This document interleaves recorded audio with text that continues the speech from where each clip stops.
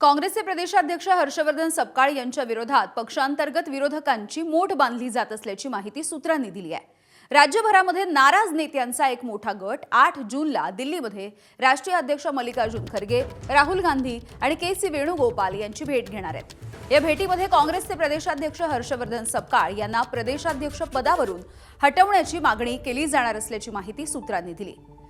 संघटन सृजन अभियानाच्या अंतर्गत काही दिवसांच्या आधी राज्यामध्ये नेमण्यात आलेल्या शहर अध्यक्ष आणि जिल्हाध्यक्ष निवडीवरून पक्षांतर्गत मोठी खदखद आहे आणि याच पार्श्वभूमीवरती राज्यामधील काही मोठ्या नेत्यांकडून प्रदेशाध्यक्ष हटाव मोहीम राबवली जात असल्याची माहिती देखील सूत्रांनी दिली आहे।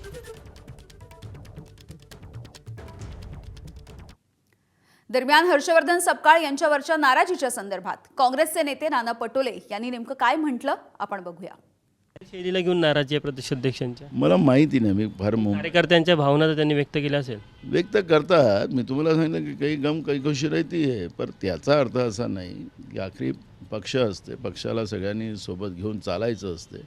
त्यामुळे मी प्रत्येक कार्यकर्त्याला सांगतो की आपण पक्षाचं काम करत राहा, सगळ्या वेळेप्रमाणे सगळ्या गोष्टी चांगल्या